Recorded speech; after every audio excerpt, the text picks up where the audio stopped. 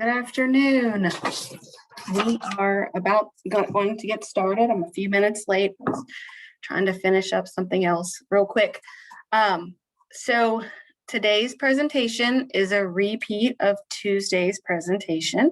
So this is on the Medicaid demonstration project, which will be implemented for school year 22-23.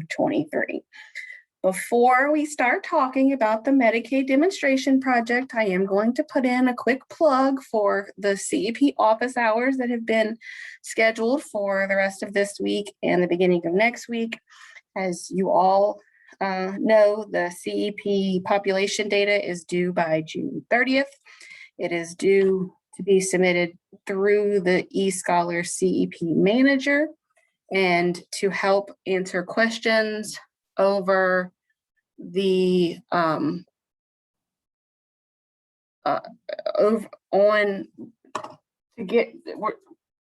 was I say now?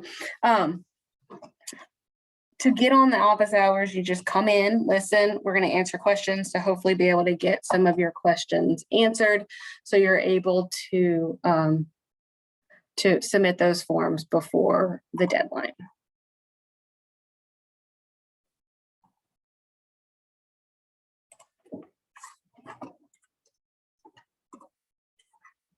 Okay, so this is Courtney Neubauer. The presentation today is the Medicaid demonstration project for school year 22-23. I am very, very excited about this project. This has been something that we've been hoping for many years, to have this as an option, and due to some changes that we made to utilize eScholar a few years ago, it put us in a better place to implement this project now.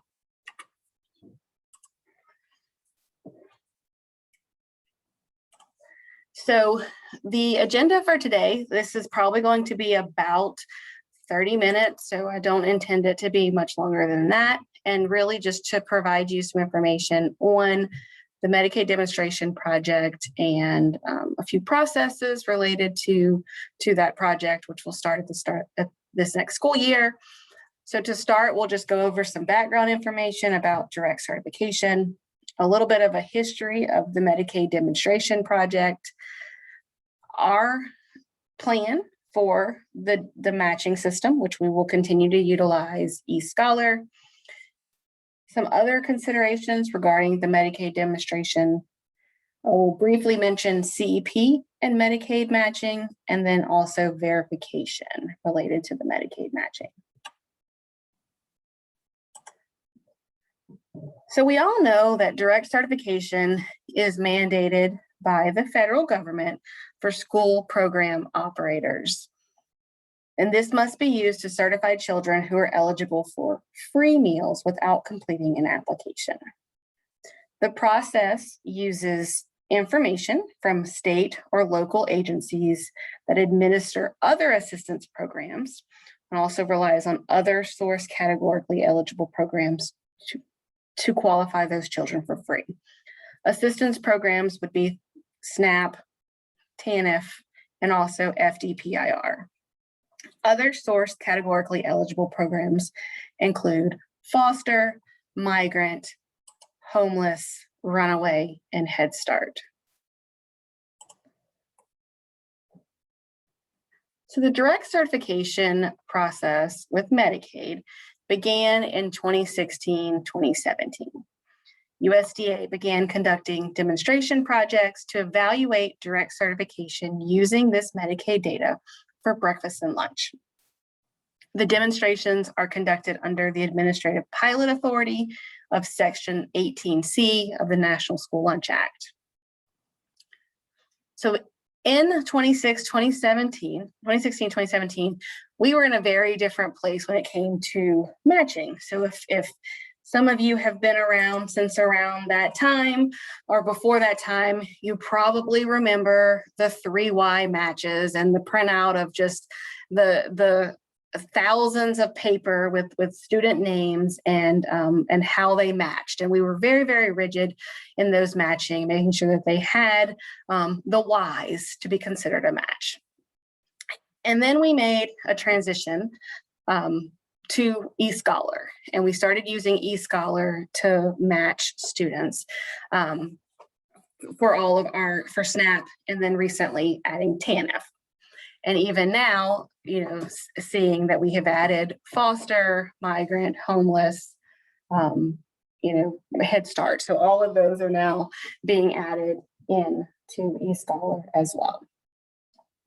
So when we felt like we were at a place with where we thought we could handle this Medicaid demonstration project, Judy and I reached out to USDA. We found some random phone number on a piece of paper in a filing cabinet from the first time that they had the demonstration project. And we called and asked if they were going to have any more projects because we were ready. Well, they probably thought we were nuts and said that would have had to been authorized by Congress. And currently there weren't any plans to open up the pilot anymore. So we just waited and hoped that eventually we would have the option to apply. Well, COVID, one of the silver linings that came with COVID was that USDA opened up the pilot program for additional states to apply to participate in the Medicaid demonstration project. So when we got that notice, we were quick to want to apply because we knew that we were at a position now that we were ready, and that the work that would be involved to begin this project would be minimal compared to if we would have tried years before. So on December 14th, USDA announced that Louisiana was one of the 8 states selected to participate in the expansion of the demonstration project to evaluate the use of Medicaid to directly certify children for free and reduced price meals. And so Medicaid is different in the fact that we are used to directly certifying children through SNAP and TANF and other categorically eligible means for free meals. But with Medicaid, we're also going to be directly certifying students for reduced meals. And this will begin in school year 22-23. So we are now what I would consider the end of June. The new school year begins July 1. We know that most schools begin sometime around early August. So before the beginning of school, we will expect to see that Medicaid will be a matching choice in eScholar for that school year of 22-23. So adding Medicaid to the list of benefit programs can directly certify a student to receive free or reduced price meals. And hopefully what this will do is, one, we will see more free and reduced children who qualify for meals. We also will see that there will possibly be less debt or household debt to child nutrition programs because there are more kids that are qualifying for free. And in the long run, hoping that we will see an increase in participation in CEP with the addition of the Medicaid matching. So under the demonstration project, state agencies match the student enrollment data, which is what is in Unique ID, with the Medicaid eligibility data to identify students who receive Medicaid or live with a child who receives Medicaid and whose family income before expenses and deductions does not exceed 130% of the federal poverty level for free school meals, or 185% of the federal poverty level for reduced price meals. Before you begin to stress over these two percentages, think about your income eligibility guidelines and the number of people in a household and the income and how we determine eligibility. We are going to receive one file from LDH for any child who is below that 185% threshold. So they're going to go ahead and screen that for us. And they're going to provide that one file to us. And then we are going to take that file. So eScholar is going to take that file, and they are going to use those income eligibility guidelines based, through calculations on the back end to basically divide that file into two files. One file for for children who qualify for free and a separate file for children that qualify for reduced. So the process that we're going to use for Medicaid for both free and reduced is going to be the exact same process that we currently use for SNAP and TANF. So if you are new to the matching process in general, I encourage you to watch or flip through the slides for the eScholar training, DirectMatch training for end users, which has a complete overview of the DirectMatch system. So the process is going to look exactly the same. So when we normally start those state matches and you have to resolve the near matches for TANF and for SNAP, you'll also have to resolve near matches for Medicaid free and Medicaid reduced. And then from there, we'll be able to download that information for you to upload into your software. So you will have two separate files. So you will have a matching file for Medicaid free and a separate file for Medicaid reduced. The two files will be available for download and they'll still be separate, one for Medicaid free and one for Medicaid reduced. So what we intend to see is that you have the same file formats, the DM index and the 3.0 file formats for both Medicaid free and Medicaid reduced. The hope is that that will be available in early August of 2022, right near the beginning of school. The file formats will look very similar, if not exactly to both SNAP and TANF.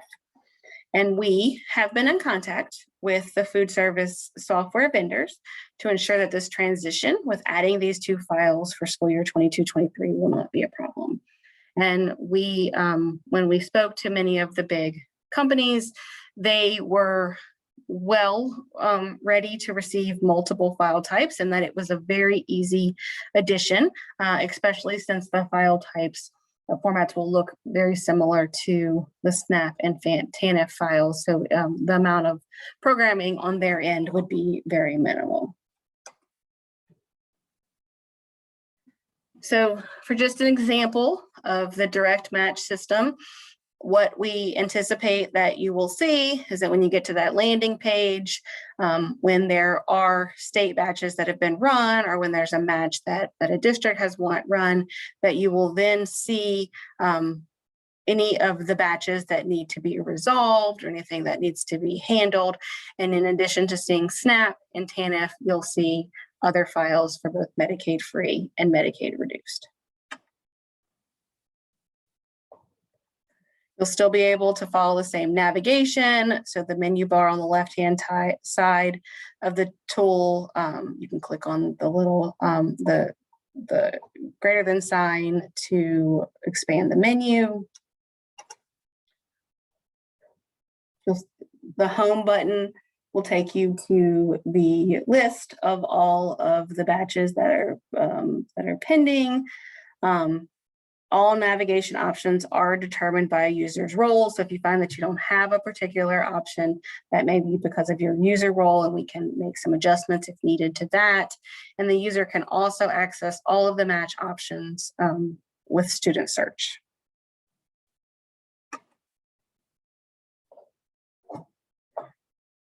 From there, there's still going to be the same match options from the navigation bar, the little check sign. You will still have the same person ID, upload file, individual match, and manual authorization. Per program match, person ID match, you'll be able to select the secure ID data to match against the program data. And so here we'll have options for Medicaid free, Medicaid reduced, just as we have SNAP and TANF now. Once all of the near matches have been completed, you can download the file by clicking download.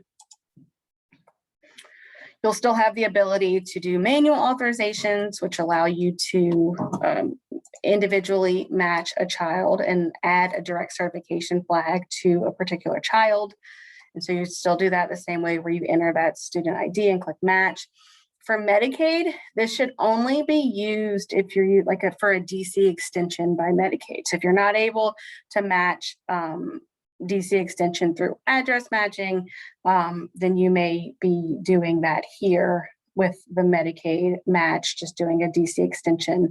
But don't use this for families that include a case number on their application. So if a family submits a household application and includes information about their Medicaid case number, but doesn't show up in the DirectMatch file, you would not include that child in this manual authorization.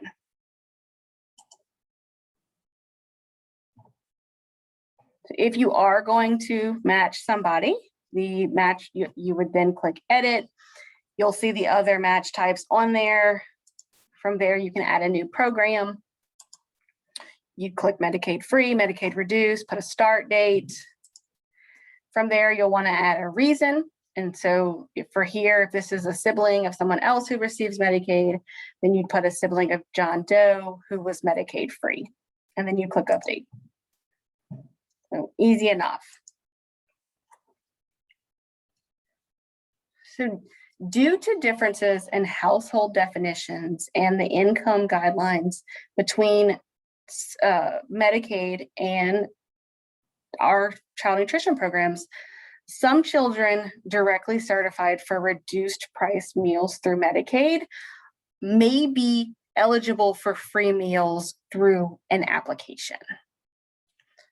So if a family qualifies for reduced price, it is the obligation of the district to notify the household of income levels that are used, and they are given the opportunity to apply for free lunch if they feel like their income is between the limits for free meals. So it is possible that a child that is reduced on the Medicaid file submits an application for free meals, and that free meal status would override the reduced priced meal status, even though it's pulled in through the Medicaid file. So we never want to penalize a child by giving them reduced priced meals when they would have qualified for free meals in any way. And just as I mentioned on one of the other slides, under the demonstration, these children are not considered to be categorically eligible, so they can only be directly certified using an automated data matching system. So if a household handwrites in their Medicaid number on an application or sends you proof of their Medicaid card to qualify that child, that will not count. So they're not allowed to do that. They would have to submit an application and include income if they're not included on either of those directly certified files for Medicaid. So students that are certified for free or reduced price meals based on an application, or who are directly certified with another program, cannot be negatively impacted by a match with Medicaid. So this is just as I mentioned before. If a child is free through SNAP, TANF, FDPIR, homeless, runaway, Head Start, foster, or they have submitted an application where the family has included income that qualifies them for free, that is to supersede the Medicaid reduced status. So that is really important, that the child is always given the free status no matter what, even if they are considered directly certified on the Medicaid file.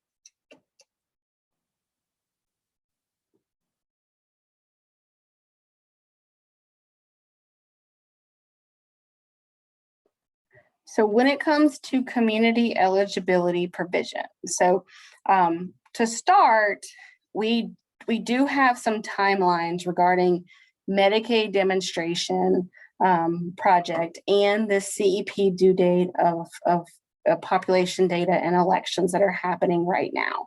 So just kind of to make sure that we understand timelines, the CEP data that is due by June 30th of 2022, like this month, is data from school year 21-22.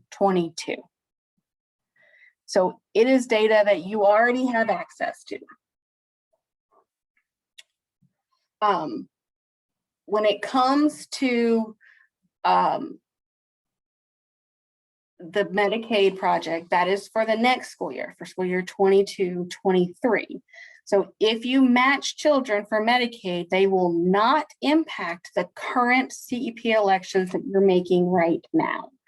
What they will do is help with your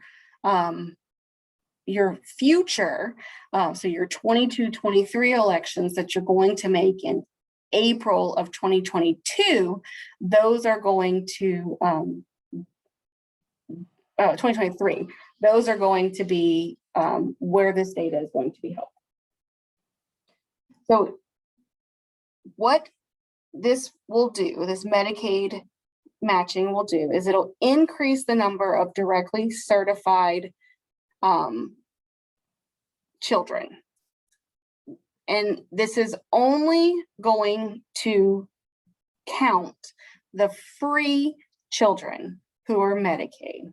Okay, so anybody that is directly certified for reduced price meals will not impact the identified student percentage. So the identified student percentage only looks at the free kids who are directly certified. So even though we're going to be directly certifying free and reduced kids during from Medicaid, only the free kids are going to impact that ISP.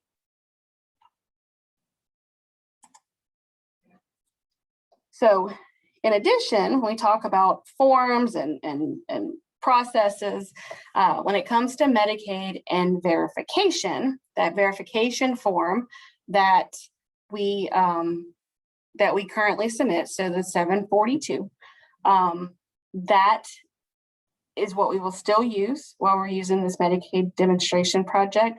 And so the instructions are in box 3-3 that you would include the number of students who are directly certified with Medicaid for free meals, and that is going to be included with the other direct certifications for free with programs other than SNAP. So if you think about the form, section 3-2 is that first box in the direct certification section, which includes all of your students who are directly certified through SNAP. And then the box right under it is the other directly certified students, which is always a much smaller number. So what we will see is that we will count these Medicaid free kids in that second box. So right under the SNAP DC, you'll include this with the other directly certified students. You do not include the counts of students who are directly certified for Medicaid for reduced in any section in that section 3. In section 4, this is where the application section is. You're going to continue to report your free and reduced kids by application only. So you're not going to account for any of your directly certified kids, including Medicaid, and you're not going to include that for free or reduced. So if you think about right now, we've accommodated those free kids, the Medicaid free kids in section 3, but the Medicaid reduced kids are currently just in space. So we haven't counted them anywhere. And that's because the current FNS 742 does not have a place to collect the counts of students who are directly certified for reduced price meals. So to help out, if you could, please provide an aggregate total of your direct certification Medicaid free and your direct certification Medicaid reduced in the comments, if at all possible. And this helps with reporting because this is a demonstration project, it is a pilot program, and there is a lot of reporting that has to be done to USDA to support how we're doing with this project. So please, please, please send that in on the verification form if at all possible. We have reached out to the software companies, and they are very comfortable with the hierarchy to ensure that a child that is free through application or other means, whether it be SNAP or TANF, that those children, their statuses are not, they're not going to be overridden by the Medicaid DC file. So when I called them to talk to them about this hierarchy, because we are on, in the group that are just making about 50% of the country participating in this project, they've had to change their processes already to accommodate the Medicaid demonstration project in other states. So it has helped us to not have to, they're already prepared for those types of changes. So that is the end of the presentation that I have for today. I know there are some questions that have come in the chat box, so I'm going to look over those and answer those. So if you have anything, please, please let me know, and I will I'll see what I can do.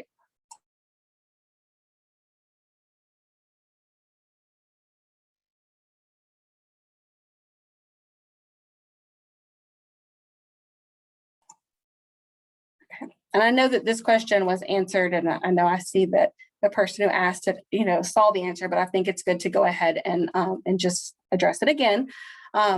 So if a Medicaid reduced child applies for free meals, that status is going to override the Medicaid reduced. And so we wouldn't be considering them as an identified student for CEP purposes, because we wouldn't be counting them the reduced kids anyway. So, hopefully that doesn't complicate things by including, but get some confusion there. But we're only going to count those free kids when it comes to when it comes to CEP.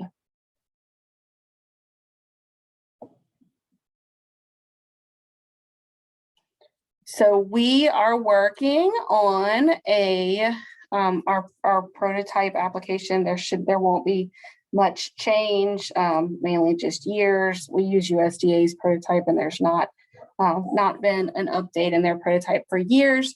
So I would expect that you will see a new and all the updated forms in the next week or so. For the school system that uses methods, I did reach out to them, but never received a call back or an email. If you have a contact, I would be happy if you would provide my information to them, and so that we can talk, and I can make sure that they are prepared for this. You can have my email address.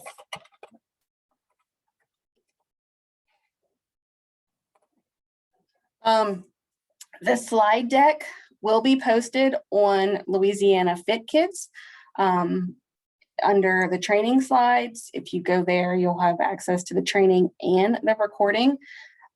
This is a repeat of the training that was on Tuesday, so that training is available as well. Either one of them, listen to them. They're should be very similar to each other. The information is exactly the same. So feel free to go ahead and use that other one, because it'll probably be up there sooner. Are there any other questions? But just to kind of reiterate, the process is going to be very, very similar, if not exact, to what you're doing in SNAP and TANF. So the transition should be fairly easy when we add this these additional 2 files, and the processes are just not going to change at all. So it's going to be fairly simple on your part, but you will have these additional files that you'll be matching against, which hopefully will increase the number of kids that are free and reduced, and hopefully will make it a little bit easier as we transition back to regular, most families back to regular counting and claiming, unless you're already CEP. And then once again, as a reminder, the CEP population data is due by June 30th, which is next Thursday. We're having office hours every day. So we posted a memo that has CEP office hours. So tomorrow at 10, Monday at 2, Tuesday at 9, and Wednesday at 1. And those at those times, I'll be happy to answer additional CEP questions if any of those come up. The income eligibility guidelines for school year 22-23 have not been released yet. So we hope that they'll be very soon. We have had years where they're not released till early August. And then we have other, the income eligibility form is available. The reimbursement rates are not. So income eligibility guidelines have already been posted. Those were posted earlier this year. I can send them to you if you need them for school year 22-23, but the reimbursement rates have not been released. Those we expect anytime between now and the start of August. It just depends on when USDA sends them. We're hoping that we'll have them in early July, since that is the beginning of the school year, but who knows? So I will send those. You can also look on, they're in memos. So if you just search reimbursement in the search box, the last one on the list should pull up the reimbursement rates for school year 22-20. If you look up income eligibility guidelines, it should pull up the income eligibility guidelines for 22-23 at the bottom of the list. Any other questions?